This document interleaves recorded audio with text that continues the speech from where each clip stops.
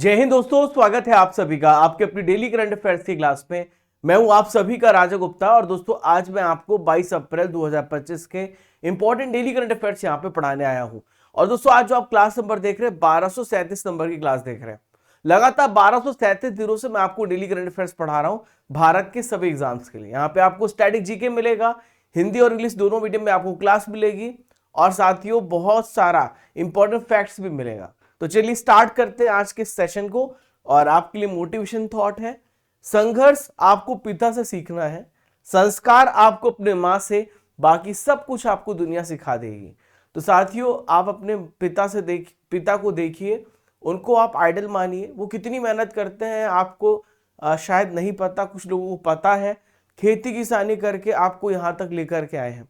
आप तैयारी कर रहे हैं एग्जाम की, तो इसका ये मतलब है कि आप मिडिल क्लास हो, है ना, या फिर लोअर क्लास हो जिनकी इनकम बहुत ज़्यादा नहीं है।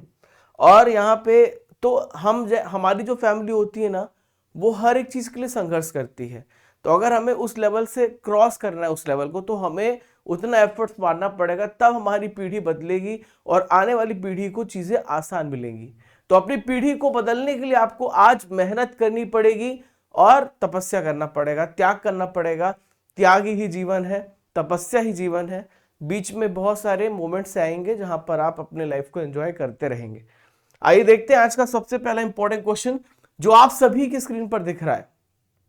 जो सबसे पहला क्वेश्चन है वो निधन से है और इंटरनेशनल करंट अफेयर है। दोस्तों पोप फ्रांसिस कौन थे जिनका हाल ही में निधन हो गया है?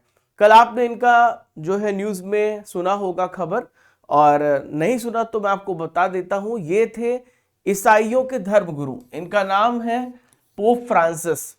तो रिलीजियस लीडर है क्रिश्चियंस के, जिनका निधन हुआ है। बड़ी खबर है, बड़ी न्यूज़ है, क्योंकि आपको पता है क्रिश्चियन कम्युनिटी पूरी दुनिया में सबसे ज़्यादा है जो इनको पूरी तरीके से फॉलो करती है। तो ईसाइयों के धर्मगुरु थे जो अब हमारे बीच में नहीं रहे। आइए जानते पूरी डिटेल से। पहले आप इनकी तस्वीर देखिए, कई बार देखा भी होगा, जो न्यूज़पेपर को देखते हैं, जो खबरों में बने रहते हैं, उनको पता होगा कि पोप फ्रांसिस कौन थे। इनका जन्म हुआ था 1936 में और इनका निधन कल हुआ है 21 अप्रैल 2025 को 88 ईयर्स में।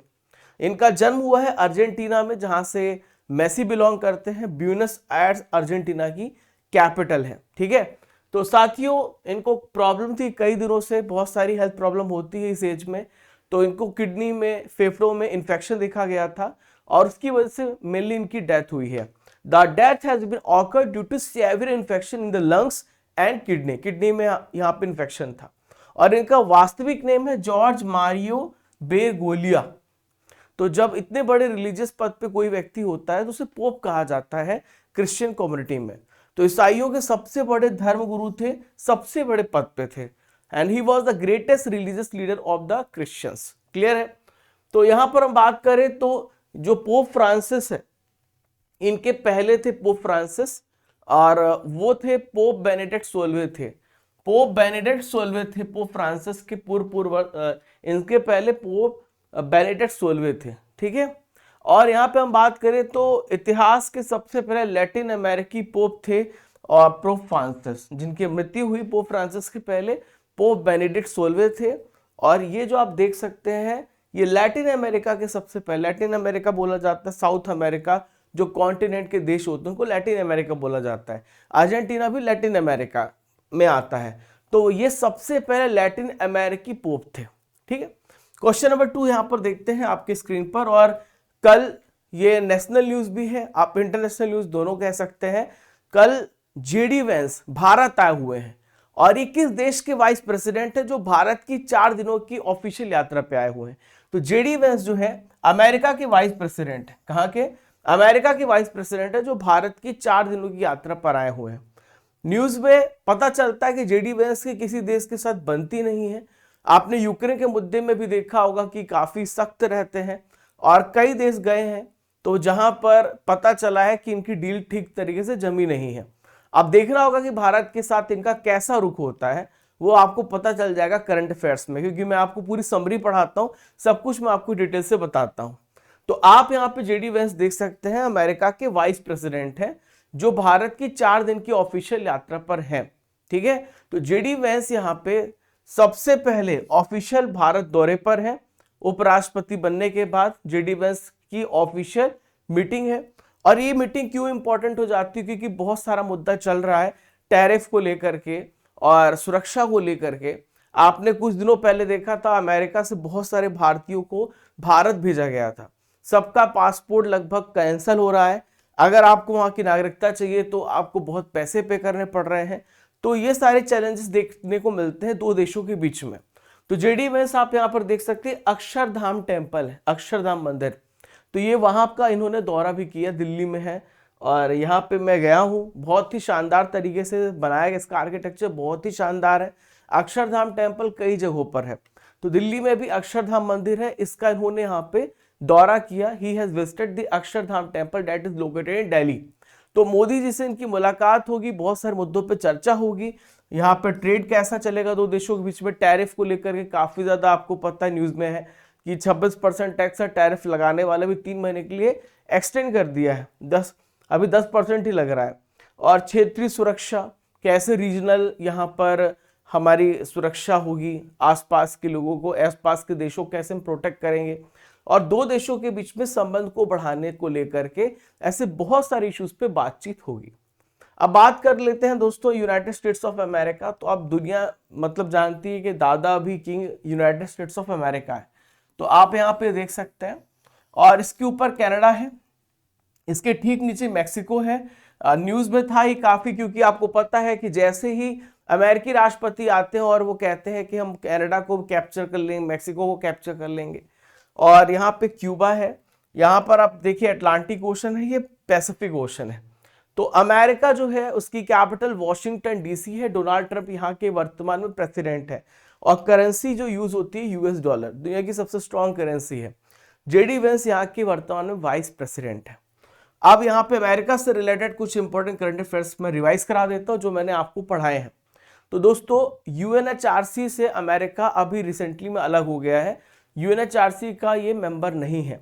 इसके अलावा डब्ल्यूएचओ से भी अलग हो गया है अमेरिका, वर्ल्ड हेल्थ ऑर्गेनाइजेशन से भी अलग हो गया अमेरिका।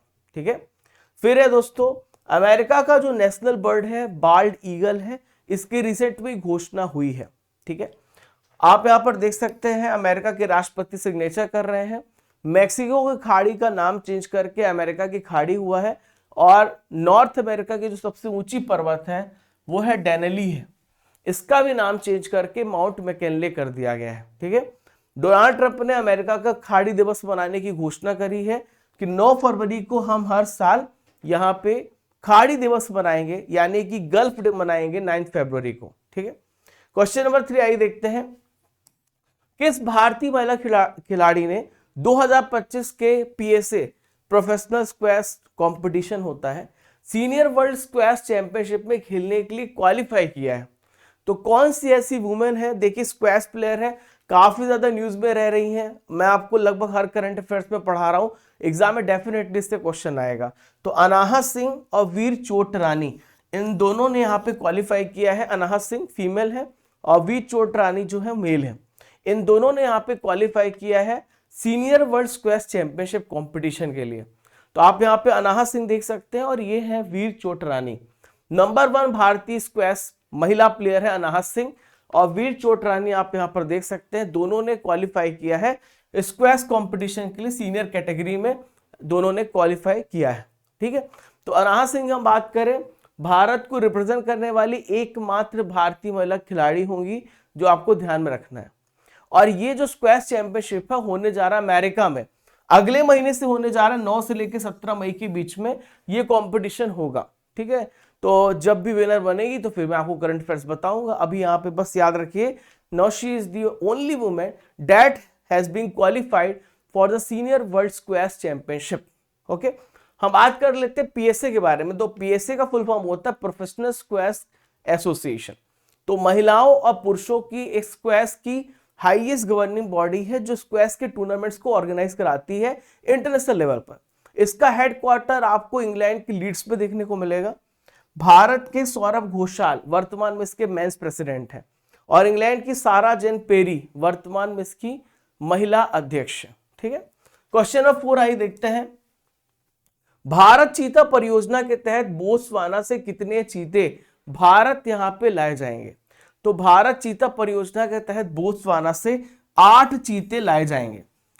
इसके बारे में मैंने कल ही आपको करंट अफेयर्स पढ़ाया था कि जो कूनो नेशनल पार्क से बहुत सारे जो चीते हैं वो गांधी सागर अभ्यारण्य भेजे गए हैं। तो अभी क्या हो रहा है कि लगातार चीतों की पॉपुलेशन बनानी है और भारत में वापस से चीतों का जो घर है उसे हमें यहाँ पे बनाना है, तैयार करना है। इसके लिए नमीबिया से, साउथ अफ्रीका से, अब बोत्सवाना से हम यहाँ पे चीते ला रहे हैं। तो बोत्सवाना से हम 8 चीते यहाँ पे लाएंगे। चीते आप यहाँ पर देख सकते हैं, लेपर्ड्स कैट फैमिली में आती है, जो बहुत ही तेज होती है रफ्तार में, अपनी जो यहाँ पर फ्लेक्सिबिलिटी के लिए जानी जाती है। तो एमपी सरकार ने रिसेंटली में अनाउंसमेंट करा है कि भारत बहुत जल्द प्रोजेक्ट चीता के तहत बोत्सवाना से 8 चीते भारत लाया जाएगा।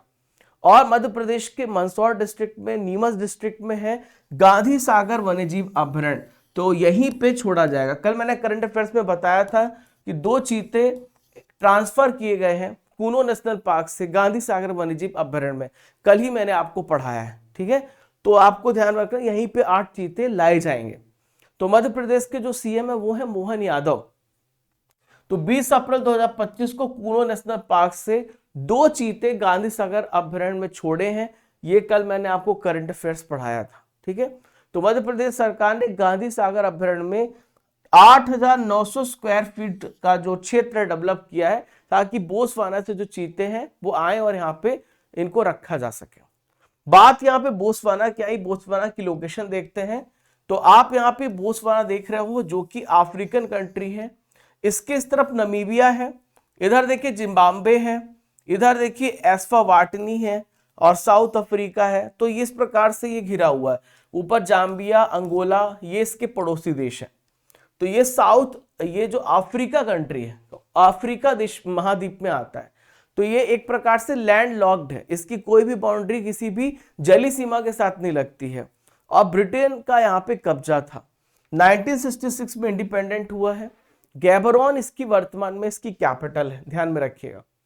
बोत्सवाना की करेंसी पुला है और ड्यूमा बुको यहाँ के राष्ट्रपति हैं। मैंने आपको करंट अफेयर्स में पढ़ाया था, रिसेंटली में पॉइंट हुए हैं वापस से राष्ट्रपति ड्यूमा बुको। क्वेश्चन नंबर 5 आप सभी की स्क्रीन पर है और ये एक्सरसाइज से रिलेटेड है, इंटरनेशनल करंट अफेयर्स है। बहुराष्ट्रीय अभ्यास एक डेजर्ट फ्लैग 10 है, किस देश के द्वारा ऑर्गेनाइज किया जा रहा है? Desert flag 10 is the exercise multinational, बहुत सारे देश में पार्टिसिपेट करते हैं। That is being hosted by which country? तो डेजर्ट फ्लैग आपको ध्यान रखना है यूएई के द्वारा होस्ट किया जा रहा है, यूनाइटेड अरब एमिरेट्स के द्वारा इसे होस्ट किया जा रहा है। ठीक है, तो यूएई में कहां पे होगा? अल दफरा एयर बेस स्टेशन है जहां पे डेजर्ट फ्लैग अभ्यास हो रहा है। यहां पर आप देख सकते हैं हमारी भारतीय वायुसेना की जो टुकड़ी है वो भेजी गई है। तो आपसे ये पूछा जाएगा कि डेजर्ट फ्लैग अभ्यास है कैसा? तो एयर फोर्स एक्सरसाइज है। मतलब ये कैसा एक्सरसाइज है? ये वायुसेना अभ्यास है और इसका आयोजन हुआ 21 अप्रैल से लेकर 28 मई तक होगा। कल से स्टार्ट हुआ है और 8 मई तक चलेगा। तो बहुराष्ट्रीय अभ्यास डेजर्ट फ्लैग में टोटल 12 कंट्रीज इसमें आएंगी। Australia, France, Bahrain, South Korea, Saudi Arabia, Bharat, UK, UAE, ये सारे देश यहाँ पे पार्टिसिपेट करेंगे, भाग लेने जा रहे हैं। तो भारत तीसरी बार अभ्यास डेजर्ट में पार्टिसिपेट करेगा। इसके पहले भारत ने 2021 में और 2023 में इसमें भाग लिया था, ये इसका हिस्सा बना था। अब हम बात करें भारत और यूएई के अभ्यास की, इंडिया और यूएई की मिलिट्री अभ्यास की, तो एक और अभ्यास आपको याद रखना है, यह है ईगल अभ्यास, डेजर्ट ईगल अभ्यास। यह भी एक प्रकार का एयरफोर्स एक्सरसाइज जो भारतीय वायुसेना और यूएई के बीच में ऑर्गेनाइज होता है। तो पहला 2008 में हुआ था, दूसरा 2016 में हुआ था।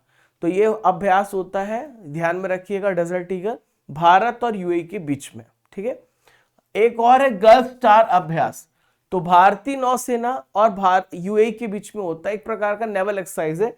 यहां पर आप देख सकते हैं जो कि जल में होता है। ठीक है, तो एकमात्र अभ्यास हुआ था 2018 में, अबू धाबी के तट पे हुआ था, अभी नहीं हुआ है, पर होता है, आपको पूछा जा सकता है गल्फ स्टार अभ्यास किन 2 देशों के बीच में होता है? तो आप बताएंगे कि भारत और संयुक्त अरब अमीरात के बीच में होता है। दोस्तों, आज की नॉलेज की फैक्ट्री में एक बहुत इंपॉर्टेंट क्वेश्चन पढ़ने जा रहे हैं जो आपको लगभग हर एग्जाम में देखने को मिलेगा। लीवर से रिलेटेड बहुत सारी प्रोटीन होती है जो हमारे शरीर में बनती हैं। तो एक एल्ब्यूमिन नाम का प्रोटीन होता है। तो एल्ब्यूमिन प्रोटीन क्या काम करता है? तो ये काम करता है कि जो ब्लड का मेंटेनेंस है, ब्लड का जो वॉल्यूम है, ब्लड का जो दबाव है, उसे बनाए रखना। नेक्स्ट है फाइब्रिनोजन। दोस्तों आपको चोट लगती है और वहीं पे खून का थक्का जम जाता है, तो ये प्रोटीन रिस्पॉन्सिबल होता है जो ब्लड क्लॉटिंग करता है और बाहर खून जमा देता है। फिर है दोस्तों प्रोथ्रोम्बिन, तो रक्त जमाने के लिए ये भी आवश्यक है। प्रोथ्रोम्बिन ही बाद में फाइब्रिनोजन में चेंज होता है। फिर होता है दोस्तों ट्रांसफरिन, तो ट्रांसफरिन जो होता है हमारे ब्लड में आयरन की फ्लो को बनाने का काम करता है ट्रांसफरिन। फिर है सी रिएक्टिव प्रोटीन यानी सीआरपी, तो सीआरपी जो है ये प्रोटेक्ट करता है हमारे शरीर में जो इन्फ्लेमेशन होता है, इन्फ्लेमेशन सूजन होती है, उसका पता लगाने के लिए इस्तेमाल किया जाता है सीआरपी का। फिर है पूरक प्रोटीन, तो प्रतिरक्षा कार्य का समर्थन करता है जो आपके शरीर में इम्यूनिटी सिस्टम को बढ़ाता है। फिर है सेरुलोप्सिन, तांबे के परिवहन में यानी कॉपर के ट्रांसपोर्ट में करने में हेल्पफुल होता है। एक प्रोटीन होता है जो बहुत इंपॉर्टेंट है, जो हमारे शरीर के अंदर बनता है, वह है हेपेरिन। क्या नाम है प्रोटीन का? हेपेरिन। तो हेपेरिन प्रोटीन ऐसा प्रोटीन है जो आपके शरीर के अंदर ब्लड क्लॉट होने नहीं देता। आप सोचिए जरा, अगर ब्लड क्लॉट हमारे शरीर के अंदर हो जाए तो हमारी डेथ हो सकती है, हमारा ब्लड वहीं पे जम जाएगा जिससे व्यक्ति की मृत्यु आसानी से हो जाती है। तो फाइब्रिनोजन प्रोटीन बाहर हमारे शरीर के रक्त का थक्का जमाता है और हेपेरिन नाम का प्रोटीन हमारे शरीर के अंदर रक्त का थक्का नहीं जमने देता है। ठीक है। एक है एंजियोटेनोसिनोजन। एंजियोटेनोसिनोजन जो है आपके शरीर में ब्लड प्रेशर को क्या करता है? रेगुलेट करता है कि आपका जो ब्लड का प्रेशर है वो ठीक तरीके से चलता रहे। ठीक है। आपको 4 लीटर पानी पीना चाहिए और कोशिश करें प्रोटीन का इंटेक ज्यादा करें और कम मात्रा में खाना खाएं रात को, तो आपके शरीर में खुद ही बहुत सारे बदलाव देखने को मिलेंगे, चेंजेस देखने को मिलेंगे। अगला क्वेश्चन आप सभी के स्क्रीन पर रहा, डीपीएस फ्लेमिंगो झील किस राज्य में है जिसे संरक्षण रिजर्व हाल ही में घोषित किया गया है? DPS flamingo lakes is located in which one of the following states which has been declared as a conservation reserve? तो महाराष्ट्र में है। कहां पे? महाराष्ट्र में इसे अभी घोषित किया गया। तो आप यहां पर देख सकते हैं बहुत सारी बर्ड स्पीसीज दिख रही हैं। तो महाराष्ट्र राज्य वन्यजीव बोर्ड है, Maharashtra state board for wild life है, जिसने ऑफिशियली डिक्लेयर किया कि डीपीएस फ्लेमिंगो लेक जो है इसे हमें कंजर्वेशन रिजर्व एरिया घोषित करना चाहिए। तो पहली बार ऐसा है, फर्स्ट टाइम ऐसा है कि जब ठाणे क्रीक फ्लेमिंगो अभ्यारण्य से जुड़ी एक आर्द्र भूमि, एक वेटलैंड को इस तरह का संरक्षण यहाँ पे मिल रहा है। ठीक है, ये पहले से वेटलैंड्स भी है। तो अब यहाँ पे हम बात करें तो इस पहल का जो उद्देश्य है वो ये है कि जो ये रामसर साइट है, जो आर्द्र भूमि इकोलॉजिकल सिस्टम में बुरी तरीके से प्रभावित है, खत्म हो रहा है, तो हमें यहाँ पे इसके इकोसिस्टम को बचाना है। ये लगभग 30 एकड़ में फैला हुआ है और इसे यहाँ पे कंजर्व करने का प्रयास किया जा रहा है। बहुत सारी झीलें हैं दोस्तों भारत में, उन झीलों का नाम मैं आपको बता देता हूँ, एग्जाम में पूछा जाता है। यहाँ पे पैगोंग सो झील, पैगोंग तसो झील आप बोल सकते हैं, इतना क्रिस्टल क्लियर पानी है कि आप इसका सरफेस देख पाओगे, ये ब्लू वाटर आपको साफ साफ दिख रहा है। फिर है सोमगो झील जो कि सिक्किम में है। उमियम झील भी यहाँ पे, उमियम झील का भी यही आप देखें वर्तमान में, तो उमियम झील में भी एकदम क्रिस्टल क्लियर आपको सरफेस देखने को मिलेगा, बहुत ही ज्यादा फ्रेश वाटर है। सुखना झील कहाँ पे? पंजाब में है। चंद्रताल और सूरजताल ये कहाँ पर है? हिमाचल प्रदेश में। ऐसे बहुत सारे लेक्स हैं, सब कुछ है, तो वो आप हमारे साथ जीएस फाउंडेशन कोर्स में पढ़ेंगे जहां पे मैं डिटेल से हर एक चीज पढ़ा रहा हूं। ठीक है। प्रधानमंत्री नरेंद्र मोदी 22 अप्रैल से किस देश की 2 दिनों की यात्रा पे जाएंगे? तो पीएम मोदी 2 दिनों की यात्रा पर निकल रहे हैं, तो सऊदी अरब के द्वारा इनको इन्वाइट किया गया है, सऊदी अरब जाएंगे। कहाँ जाएंगे? सऊदी अरब जाएंगे। आप यहाँ पर देख सकते हैं इन्होंने इन्वाइट किया है कि आप आइए हमारे यहाँ पर, बहुत सारी चीजों पे चर्चा होगी, चाय पे चर्चा होगी। तो प्रधानमंत्री मोदी ने crown prince Mohammed bin Salman के इनविटेशन पे 2 दिनों की सऊदी अरब की यात्रा पे निकलेंगे। He is on the official visit after the invitation of crown prince Mohammed bin Salman who is the prince of Saudi Arabia. तो दोनों देशों के बीच में बहुत सारे जो पार्टनरशिप है उसको लेकर के यहाँ पे समझौता होगा, स्ट्रेटेजिक पार्टनरशिप पे समझौता होगा। जब भी स्ट्रेटेजिक वर्ड आए तो दोनों देश एक दूसरे को कैसे रक्षा करेंगे यहाँ पे बात होगी। बहुत सारे आर्थिक मुद्दों पे भी चर्चा होगी, इकोनॉमिकल संबंधों को बढ़ाने के लिए भी दो देशों के बीच में चर्चा होगी, ठीक है। और इसके अलावा दोस्तों जो बहुत सारे इंडियन एम्प्लॉयज हैं वो वहां पे काम करते हैं, तो दोनों देशों के बीच में इसको लेकर के समझौता होगा, उनकी सुरक्षा को लेकर के, ठीक है। और इस वार्ता में जो वेस्ट एशिया है और साथ ही साथ रीजनल मुद्दे हैं दो देशों के बीच में, वो भी यहाँ पे इस पर डिस्कशन होगा, चर्चा होगी। हम बात करें कि हमारा सऊदी अरब के साथ क्या संबंध है, संबंध तो बहुत बड़ा है, लेकिन मैं आपको प्रिसाइज बता रहा हूं। देखिए, क्रूड ऑयल का सप्लायर है, कच्चे तेल का सप्लायर है, जिससे आपको पेट्रोल मिलता है, डीजल मिलता है। तो सऊदी अरब भारत को कच्चा तेल देता है, और वैसे तो सबसे बड़ा जो सप्लायर बना हुआ है वो रशिया है, लेकिन सऊदी अरब से भी बहुत ज्यादा मात्रा में क्रूड ऑयल मिलता है, ठीक है। भारत और सऊदी अरब के बीच में एक अभ्यास होता है जिसे बोलते हैं सदा तंसिक। एक और है अभ्यास है अल मोहम्मद अल हिंदी अभ्यास। ये दोनों ही अभ्यास भारत और सऊदी अरब के बीच में ऑर्गेनाइज किए जाते हैं। फिर है यहाँ पे दोस्तों सऊदी अरब में बात करें तो 6 मिलियन ऐसे भारतीय प्रवासी कम्युनिटी है, जो सऊदी का सबसे बड़ा प्रवासी कम्युनिटी है। आप सोच सकते हैं 6 मिलियन, लगभग 60 लाख लोग सऊदी अरब में आपको देखने को मिलेंगे जो इंडियंस हैं, जो वहां पे रहते हैं, काम करते हैं।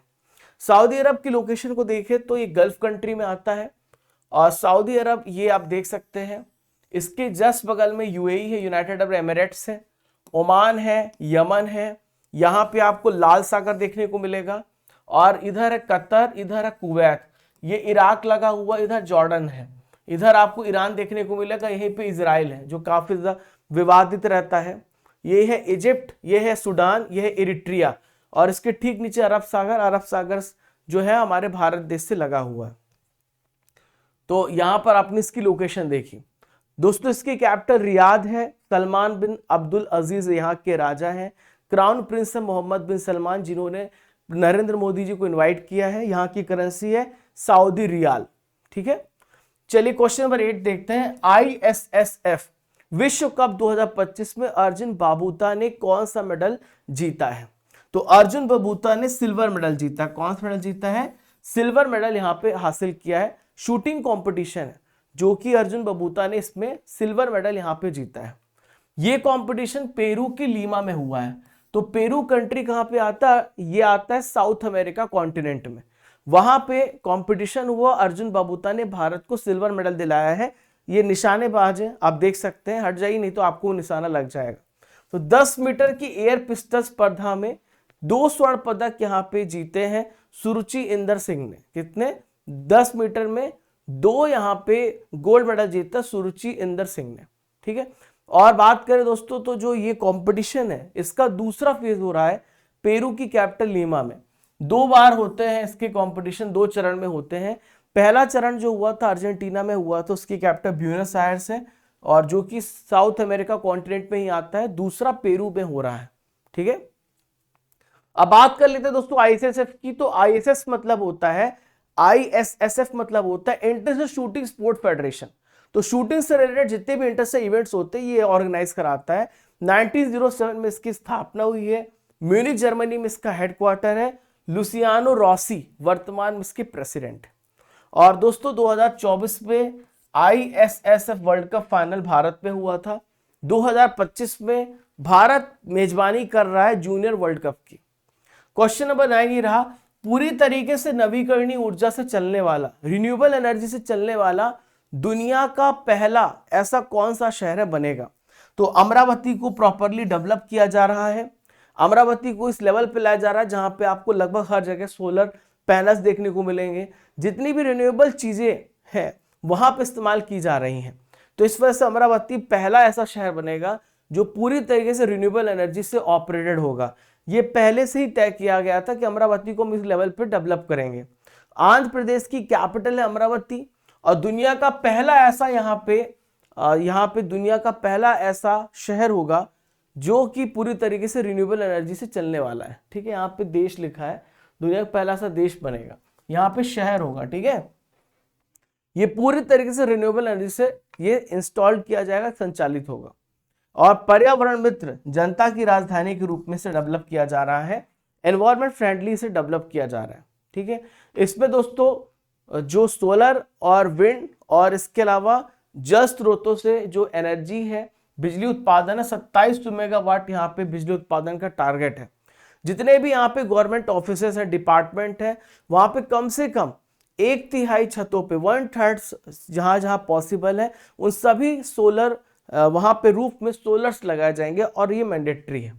ठीक है, आप यहाँ पर देख सकते हैं इस प्रकार की फर्स्ट क्लास इलेक्ट्रिक बस है, फर्स्ट क्लास यहाँ का पूरा इकोसिस्टम डेवलप किया जा रहा है जो कि पूरी तरीके से रिन्यूएबल एनर्जी पे चलेगा।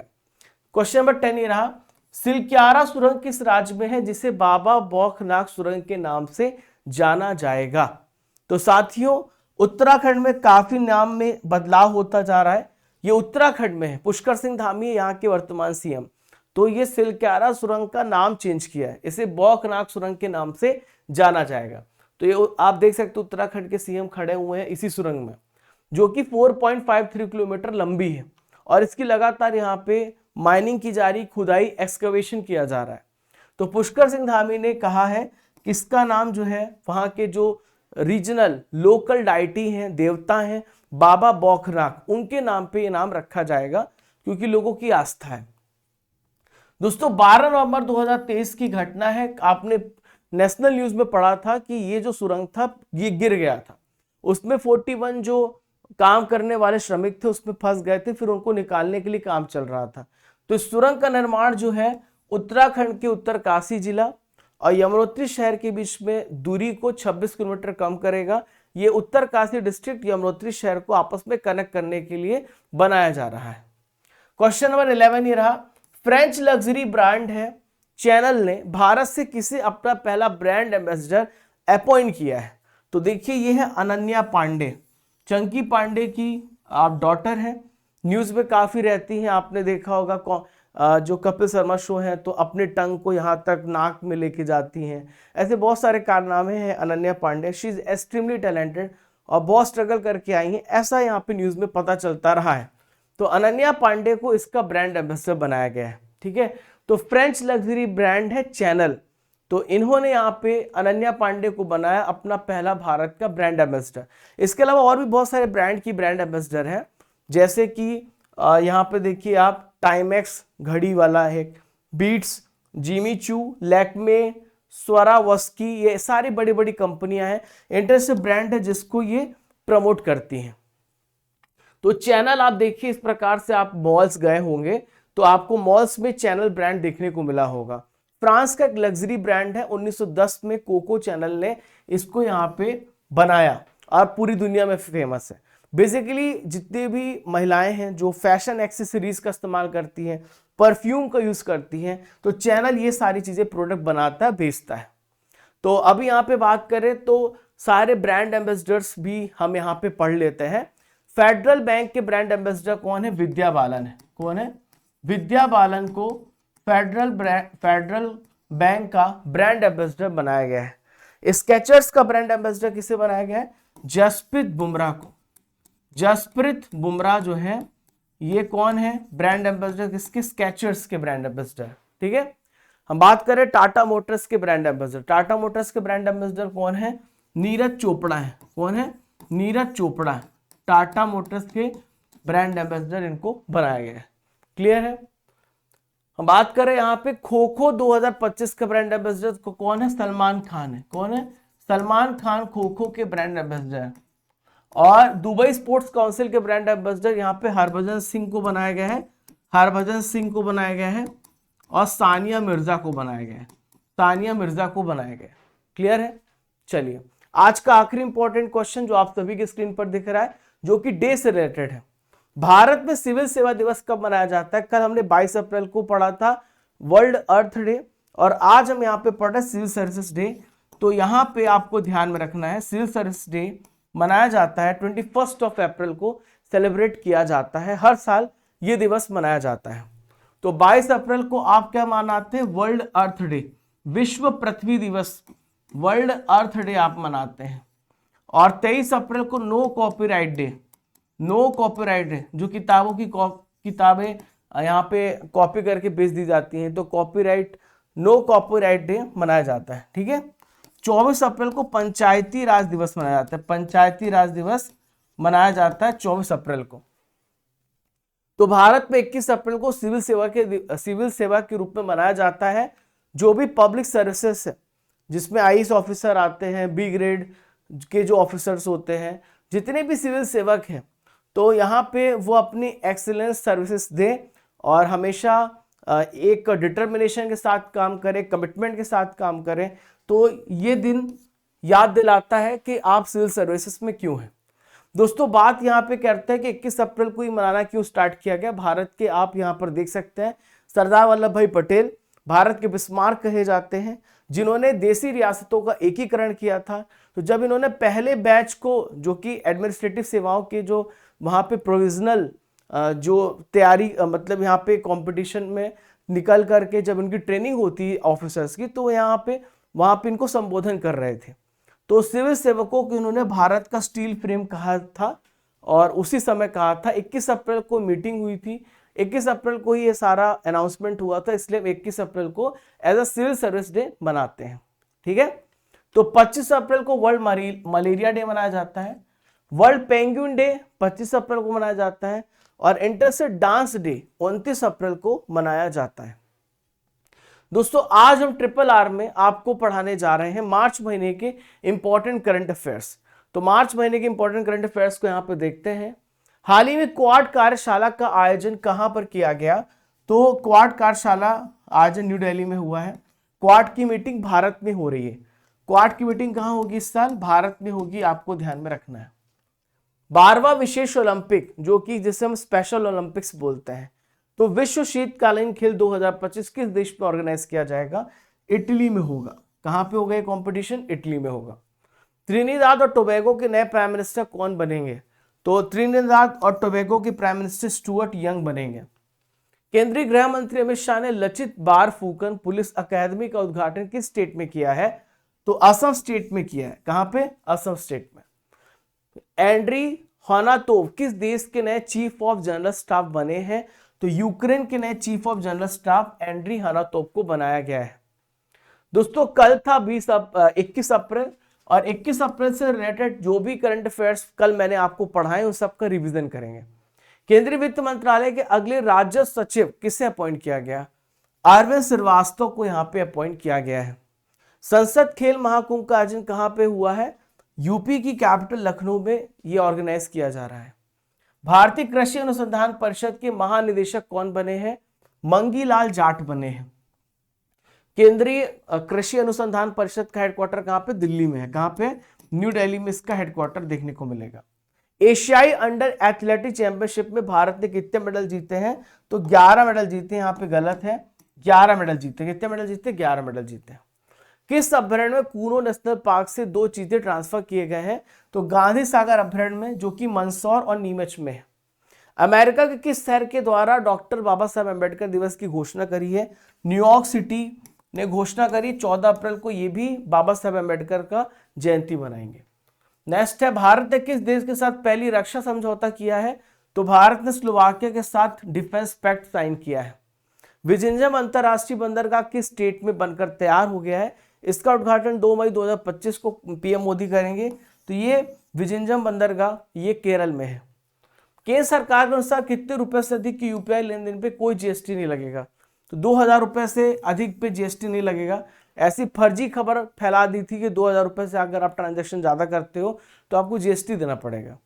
वर्ल्ड अर्थ डे ये कब मनाया जाता है? 22 अप्रैल को विश्व पृथ्वी दिवस मनाया जाता है।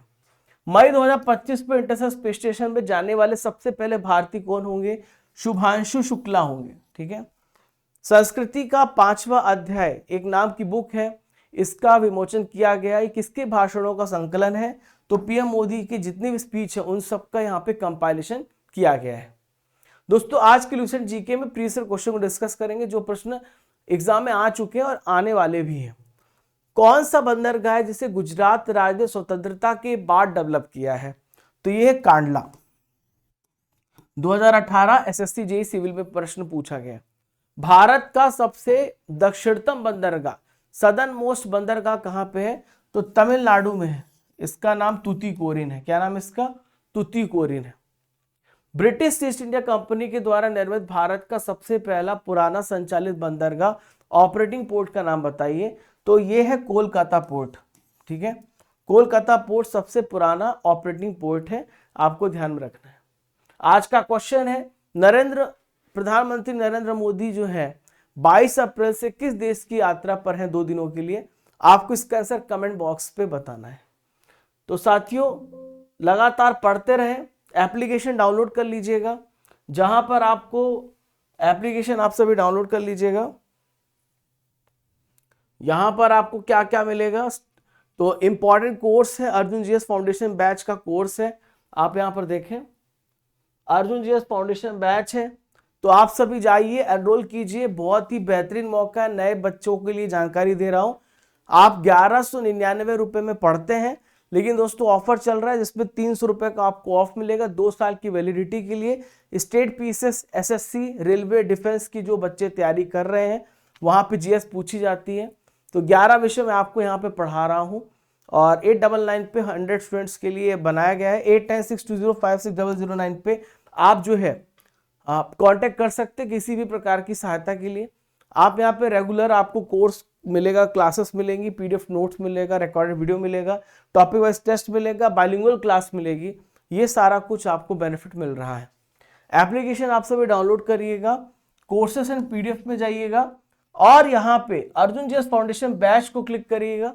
300 रुपए का कूपन कोड इस्तेमाल करिएगा। जो क्लास आप देख रहे हैं उसकी पीडीएफ भी आपको यहीं पे मिलेगी।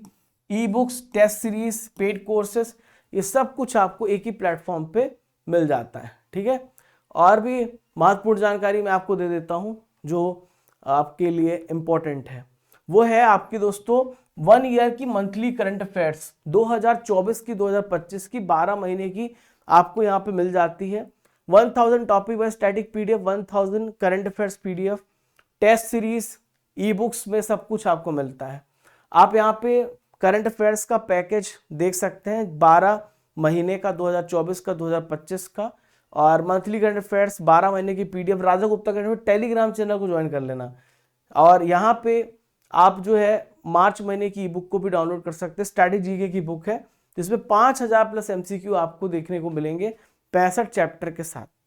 तो साथियों मिलते हैं अगले इंपॉर्टेंट लेक्चर में। आशा करता हूं कि आज का लेक्चर आपको बहुत पसंद आया होगा। मिलते हैं अगले इंपॉर्टेंट सेशन में, तब तक के लिए आप सभी को जय हिंद, जय भारत। जब तक तोड़ेंगे नहीं तब तक छोड़ेंगे नहीं। Bye bye.